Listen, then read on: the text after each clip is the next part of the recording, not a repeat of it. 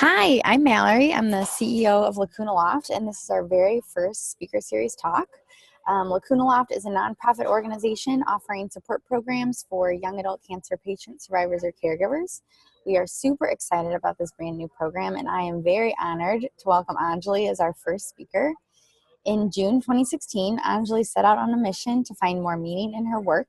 She set a personal mission to meet 365 people in a year to see where the journey would lead her. The secret hope was that by June 2017, she would be doing work that meant something to her with a team of amazing people and a great boss. In this speaker series, Anjali will share the ideas, feelings, and framework that she used to get from confusion to passion. So thank you so much for being with us, Anjali. Hi, Mallory. Thanks for having me here. It's really fun to be here and to share this. So my goal today is to share this simple and kind of really ad hoc way that I went about finding more meaning and purpose in my life.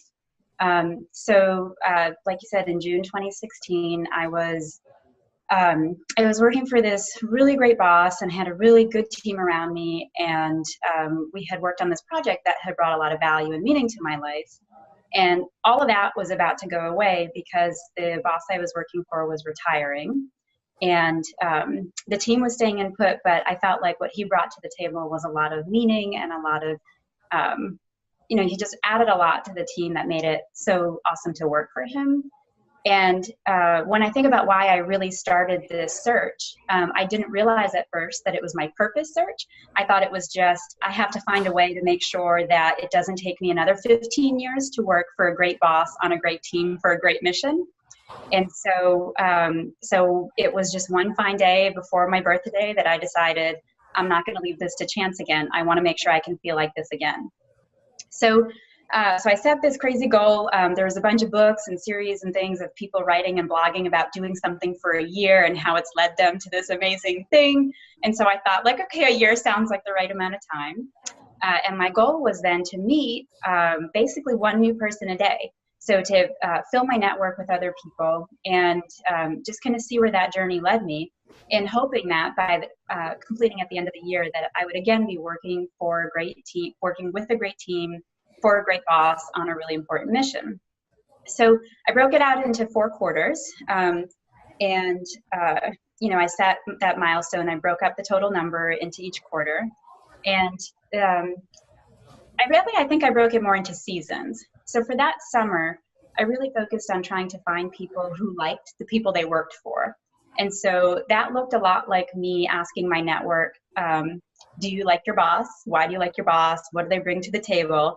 And that just led to other meetings. So I would, I'd go out and I'd interviewed these people that were already well-liked, thinking, okay, if my friends like this person, there's a good chance I will too. And that worked out okay for a little while. I think it felt a lot to people like a job search. And so when people were saying to me, are you looking for a job? My answer, my instinct was, no, I'm not looking for a job. I'm just looking to meet other great leaders. I don't want to leave this to chance anymore.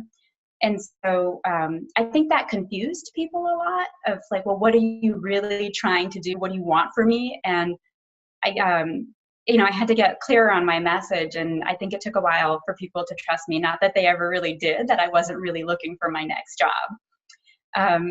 And so towards the end of the summer, I had one of these like aha moments. So this was probably about 12 weeks into my search, and the person that I met with had said to me, it doesn't sound like you're looking for a great team with a great boss and a great mission. It sounds to me like you already have that. It sounds to me like you're looking for your purpose. And I thought, no, I'm not one of those people. I'm just looking to meet other people. And it just felt like too scary, too soul searching. And it was just an uncomfortable idea at that moment. But then he sent me this website, which describes basically these 4 circles. And it's at the intersection of the circle where you find your purpose. And the circles represent a couple of things. One is an area in your life where you love what you do. The other area is, so there's love what you do, there is that which you could be paid for, that what the world needs, And then the fourth item is that what you're good at. And at the intersection of all of those is there's this tiny little sliver then that gets formed, which creates your purpose. So I think if you Google the purpose 4 circles, you'll get a better explanation than just what I gave. But the more he said it, the more that idea started to take up space. And the more I liked it, the more I realized, you're right, I'm not looking for a job. I'm not looking for my next good boss. I am content where I am, but the piece that's missing for me is really accepting and owning what my purpose is. And so I owned that for a little while. And that made meetings go easier too, when people realize that, here's this girl that's just on a journey here, interviewing people to find their passions, to see if it inspires her own. And that definitely made meetings go easier from that point forward. And then in the fall, a friend had introduced me to her entrepreneurship professor. And she threw something else at me that made me wonder, what am I doing and why am I doing it? And why do I have these hidden assumptions? And the assumption that she challenged for me is about why I think that I need to look outside to another leader or another individual for a passion or a purpose or for an organization. And she challenged me to say, if you're not finding that mission and that either volunteer work or other ways, create it yourself. Go out there and make something for yourself if you're not finding these other organizations that exist today that could help you. Or I think that's essentially what she said. So again, it was this idea that sat, and I thought, oh, no, I don't want to go make anything on my own. I just want to go follow someone who's figured this out. And but then again, the same thing happened. Like, it just sat, and I couldn't get those words out of my head. And these are people I would have never met had I not decided to just get out there and meet new people and expand my network. And so this is now about 24 weeks into this, and I'm tracking and keeping all this information up to date in like this free software. And then things just got bad. Like, I just wasn't getting good leads or interesting leads anymore, or leads weren't saying yes. And I started to really doubt why I was doing this and why I felt like this was the right thing to be doing. And I was doing this, I was taking away time from my family. I was doing it on nights and weekends and early mornings. And I just felt like I had wasted everyone's time. I wasn't getting any closer to knowing what it is that I wanted to be doing or why and what it would look like. And, I certainly wasn't out there looking for a job, as many people had pointed out to me. So, and that got kind of hard. That made me pretty sad. Like, I felt like I had just wasted a lot of time on that. And in the same time, it was just like winter in Boston. And so, my family was just getting colds and the flu and the stomach bug. And I just felt like, okay, I need to focus on these things and not, I need to focus on just kind of getting everyone through these little hard times. And then maybe it'll come to me later. Maybe I'll pick it up again. So in that season of winter, I definitely lost steam. And I felt like this was not the right thing for me to be doing. But I had about, I guess at that point, 3/4 of a year of people who were asking me how things were going on my search. So it kind of motivated me to say, like, okay, I've already taken time from people. I need to complete this to see where it will take me. So I felt a little bit of accountability. Actually, I felt a lot of accountability to go complete what I had said I was going to do. And that if I didn't complete it, then that would be the real waste, and that I should stick with it and just get to my number of meetings and see where it would go. So yeah, we got through flu, we got through the stomach bug, did all the laundry, whatever needed to happen to get through that. And then all the ideas started to come together. And throughout the search, I would do all these exercises that would lead me through finding my own values, naming them, learning from my Myers-Briggs type, doing all these assessments out there that researchers had put out there, like Adam Grant has a test that talks about whether you're a giver, a taker, or a combination of them. And, so I just get my hands on all these types of tests, and I have a list I can share with you at the end. And it all started to come together to say, like, I think my aha moment came when everyone was sick, and I realized that it wasn't easy to get help. And I think it's easier to get help I don't know, but I think there are things out there that are geared towards helping people when it's kind of a major life event, like the birth of a child, a death, a long-term illness or diagnosis, but it's not as easy to get help with life when it's just the little things. Like a week-long cold, or a partner's out of town, or, there's something going on that's minor, but you could still use some help from people. So I completed the year. I got through it despite that kind of rough patch in between, which I was really happy with because I love to finish what I start. And in that year, so it was, the 52 weeks or 365 days, I had 353 leads. So I didn't get to my 365, but I still think I can call that done. And I had 170 meetings. And of those 170 meetings, I really connected in a meaningful way with 150 of those people. So at the end of 1 year, I had added 150 more meaningful relationships to my life. And, I'm really grateful for that, because these are people I would not have had the chance to meet otherwise. So that was finished. And where I do find myself now is just finding a way to create ways to make it easier for people to get the help that they need with everyday life, either big or small things. And now my focus has become on, researching ways to help others, why people don't get help when they need it. So that's what I'm doing now from that. That's great. Yeah. So how did you kind of combat those feelings of not wanting to ask for help? Because you were very excited at the beginning, and you set this very monumental goal of 365 people. But I think everyone can kind of connect with that idea of, like, going really well, and then all of a sudden kind of, rough patch after rough patch kind of compounding on one another. I think it was this accountability where I had some people asking how things were going, so the people in my life who knew that I was doing it would check in to say, how's that search going? And, there were weeks when I just didn't do anything about it. And I almost had to give myself permission to do that, to just say, you know what, let it go. Like, your heart's not in it. And if your heart's not in it, it's going to come through when you interview people or meet with them. And so, I wonder if I went back and looked at the 20 meetings that I had where I didn't hit it off, I wonder if it happened during that period where I was forcing myself to do something that I really didn't want to be doing in that moment. Mm-hmm.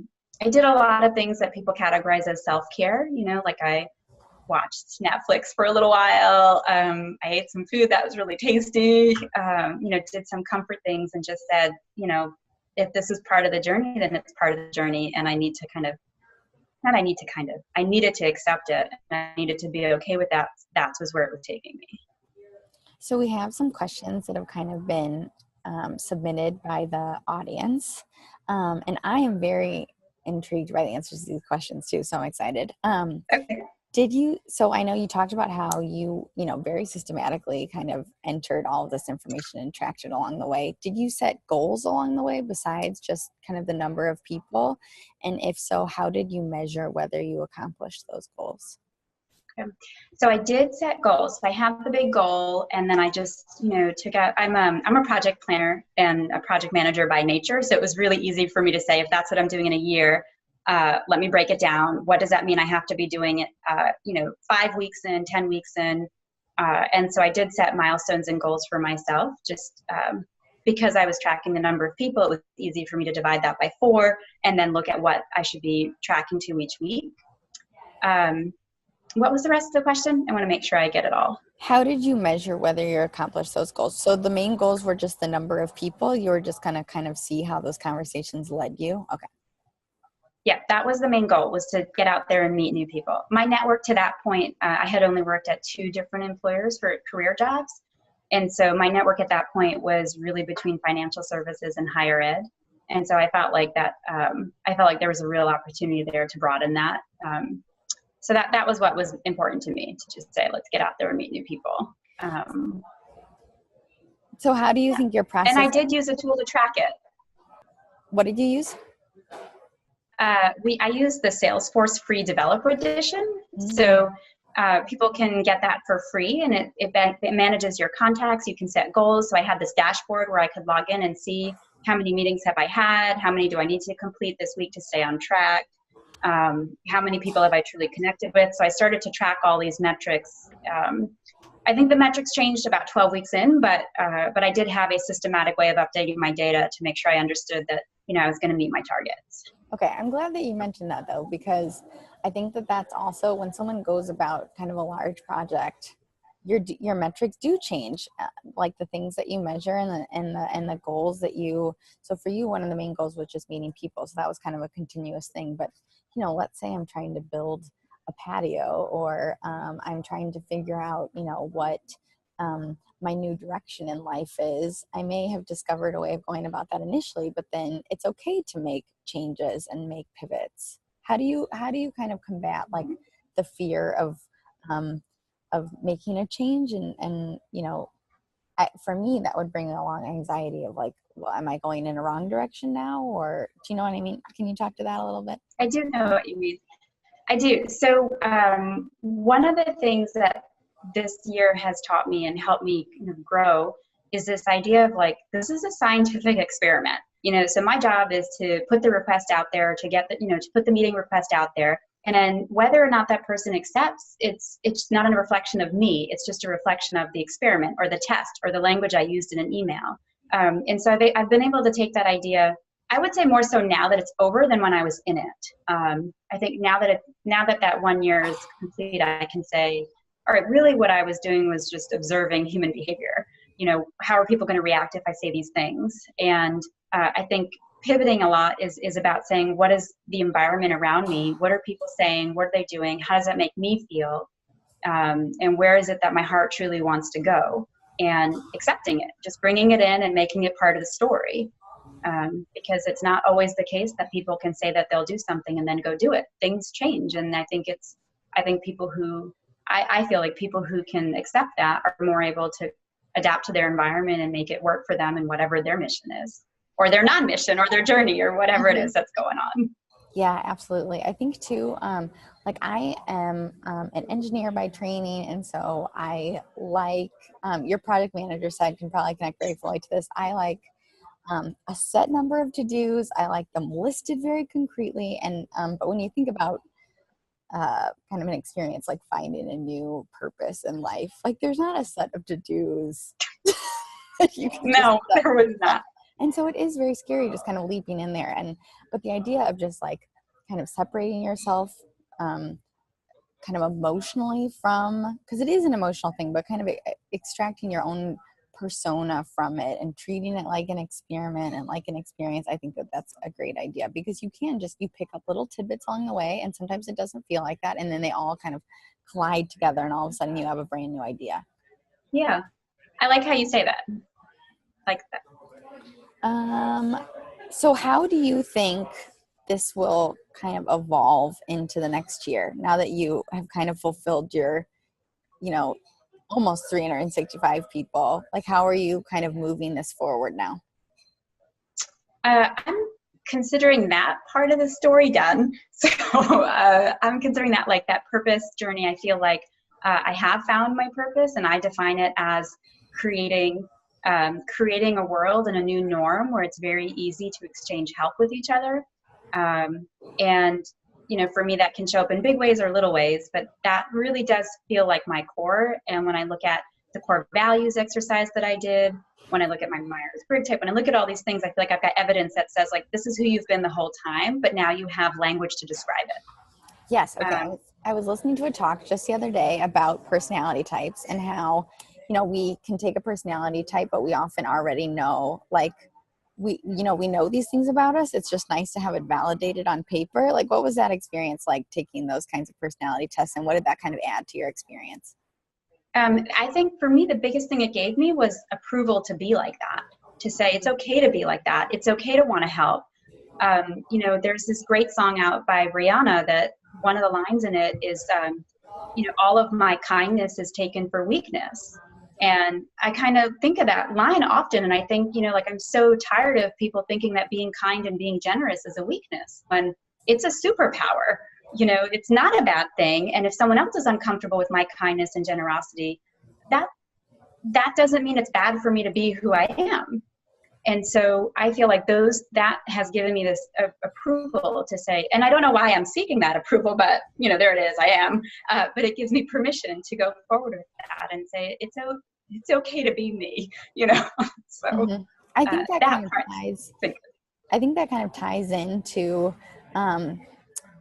people's distrust. May be a little bit too harsh of a word, but I'm going to use it. People's distrust of you just wanting to have these curious conversations, because I think another thing that kind of ties into that is, our whether we lean towards being critical or whether we lean towards being curious of, ourselves and the world around us. And I think that you very purposely set out to be curious about people around you and the people that they know and the people that they know. Which actually leads me to another question. I know the answer to this, but someone submitted the question, how did you find Lacuna Loft? And I think this fits so perfectly into just how large your goal was of 365 people in a year. So this was, so I found Lacuna Loft and met Mallory pretty early on. I think I met you in the summertime last year. So when I was still in that stage of, not being able to clearly say I was looking for my purpose, but just getting out to meet inspirational people. And so it goes two other connections back. So I'm going to take the time to explain that. It was my wild nights these days are usually me on a Saturday night looking on LinkedIn for people to meet. So I Googled or I searched on LinkedIn leaders who like to help, or like something along those lines, leaders who like to help, or helping others. And the number one hit that came up was the founder of TFI. Yep, TFI. And so so Drew Plack, his name came up, and I was like, okay. So I used the messaging tool within LinkedIn, and I was like, hey Drew, I just Googled leaders who like to help, and you're the number one hit. And I'm looking for inspirational people, and I want to interview them and talk to them. I'm curious if I could talk to you. And he said yes. So I can tell you, I've heard a lot more no's than I've heard yeses, but he said yes. And so I just took the opportunity to talk with him. And my strategy was to ask each individual that I connected with if they could introduce me to 1 to 3 other people in their networks who I could benefit from knowing or that I could help. And so Drew connected me with the founder of, why am I blanking on the name? Simply the Basics. That's it. Thank you. I can think of the logo, the triangle logo. Yeah. Simply the Basics, and the founder is Megan Freebeck. And she was also open to the conversation. I think Drew did a warm intro for me, and I think she was open enough to say, "Yep, I'll talk with her and help her out." And so I had a conversation with her, and I don't even think I asked her who she could introduce me to. I think she offered to say, like, you really need to meet Mallory. She's got Lacuna Loft. It's this amazing organization, and they help young cancer patients and caregivers. And of course I said, yes, that would be great. And so the same thing, Megan did a warm intro into Mallory, and that's how I got familiar with Lacuna Loft. And I felt a little bit of a special connection, and I had wished that Lacuna Loft was around like a decade ago. And that's because my brother-in-law was diagnosed with cancer. And I feel like had a resource like Lacuna Loft been available at that time, he would have had a way to get more support through those times. And I, as someone in his network, would have known more about how I could show up and actually help. And I think at that point, I said to you, Mallory, often, how can I help you? How can I help you? And this was before I realized how much I love to help. And so here we are now because of those conversations. Mm-hmm. So kind of along those lines of supporting other people, what tips would you offer someone else who's deciding that they want to find a new purpose in their life? I know we already talked about how it's not an easily definable thing, but how would you kind of go about talking about that process? Sure. So there's a couple of tools, just free technology tools that I found very helpful to help me keep track of things. So I'm going to talk about keeping track of things and then the emotional side of what this could look like. So I definitely use Salesforce to keep track of all the people and meetings and leads that were coming in or saying no. And then there's a scheduling tool that is free up to a certain point, and it's called Calendly, and it was extremely helpful in me figuring out how to, and actually getting a meeting time with someone. So I could expose my calendar to people and they could sign up. They could see when I was free or busy, and so it took away all of that ping pong that happens when you're trying to get a meeting with someone. So I think that helped me a lot in not having to have all these chains going around when people could actually meet. Another helpful article that I found a little later than I should have was an article by Adam Grant that's available on LinkedIn. It's called 6 Ways to Get Me to Email You Back. And he has in this article some really great suggestions about how to, basically cold call someone and what you could share to help intrigue them and to get a response back from them. So I found those. So those are just some practical ways to support you, so you don't have to worry about that part while you're focusing on this like really draining, emotional, soul-searching stuff of finding your purpose. For someone, for someone starting out on this, I would say being open to just follow your heart and where it's actually leading you. I found myself really surprised that I kept getting drawn to people who had these mission-based organizations. And so when I look back at the people that I wasn't going to follow up on, I did assess to say, like, well, what is this telling me? Like, if I don't want to go talk to this person who has a particular job in a particular organization, what is that telling me? I didn't know what it was telling me, and I still may not totally understand that, but I definitely knew where my heart was leading me.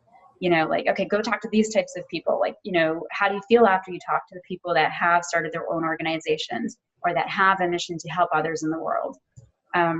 So I think the tip there is to say, like, just let it take you where it's going to take you. And then when it gets into those rough moments, let the people around you, inspire you again, or reach out to me. I'll give you a high five and tell you to keep going. It's not easy, and it takes a lot of work, and it takes being vulnerable. I don't know if I can think of anything. Can you talk a little bit about the exercises you went through about kind of finding your, not assessing, but kind of stating your values? Because I think that kind of directed where your end point ended up being, even though you didn't know where that was in the beginning. Yeah. So that one it's another free exercise. So my other goal in all of this was not to spend any money. So it was like, I shouldn't have to go spend a lot of money to go figure this out. So it's another tool. It's called Dawn Barclay's Values Exercise. I think her site is called Living Moxie. I can put a link out later for this too. And that exercise was this giant workbook. It must have been, 30 to 45 or 50 pages long. And the reason it was so long is because she has all these great adjectives in there and words that you could, react to. And so the exercise that takes you through all of your life's, high and low moments, and just paying attention to them. So, I looked at my career, I looked at my childhood, and I would say, okay, up until, this moment, what are the moments that resonate with me that when I think about, I feel extreme joy? And what was happening in those moments that brought me so much joy? And then the flip side of that is, what are the moments that were really sad that, made me feel really uncomfortable, or just, in general, really bad times? And what was it that was happening in those moments? And, I wasn't expecting it to be as impactful as it was, but it did help me realize, like, okay, there are themes in my life when I am feeling more joy or more content or more like I belong. And then there are these other times when I feel like I don't belong at all, but I was able to at least kind of from that scientific experiment perspective, observe and say, okay, in these situations, I tend to do really well when X, Y, and Z are in place. But in these other situations, I know now that I'm not going to succeed in them. I'm not going to feel comfortable. And that has helped me in saying, like, if an event or an opportunity or something comes up and there's something about it I know already that's going to make me uncomfortable, I get to make a decision. Am I going to go to this, and how am I going to combat this feeling from showing up? Or, so I feel like it's protected me in some ways to just be able to see what those stories and those things are. So there's this activity that it takes you through, and it like makes you look at everything, and then it helps you bring it in and get it really narrowed. And I got it down, to 5 words, which I feel like truly represent who I am. And 2 words or 2 values that really came out for me was that, I really do love to learn, which this entire year, search had given me the opportunity to do. I got to learn about all these people and the amazing missions that they're on and what they're doing. And then the other value that came out was determination, and that, I'm going to finish what I've started, even if it doesn't look exactly like what I thought it was going to be. So, being able to go back and read those values has helped me too when I'm feeling down, to just say, okay, this is what makes you up. These are the values that you are right now, and use them, like leverage them when I can. That's awesome. Well, I don't have any more questions. I want to thank the people from the Lacuna Loft community who did submit questions. And I just thank you so much, Anjali, for talking with us today. Do you have any kind of closing remarks or statements? Sure. So I just want to say, if this is something that you feel like you'd like to pursue, or you want to brainstorm ideas about how this could apply to your situation, please reach out to me on LinkedIn. I'd be really happy to talk with anyone. And, I'll give out high fives when you've got some great moments, and I'll be there for you if you're feeling like this isn't quite right, or you need some extra help or support. If you're interested in following in what I'm doing with my passion project on Helperville, I am trying to make a world where it is easier for people to exchange help. If you'd like to follow that story, please visit helperville.com, and you can enter your email information there. Thanks again, Mallory. This has been really fun. Yeah, thank you so much, Anjali. And we're excited. I'm excited to kind of hear and see how things progress with Helperville and everything else. Thanks, Mallory, for having me on here, and thanks for everything that you do with Lacuna Loft.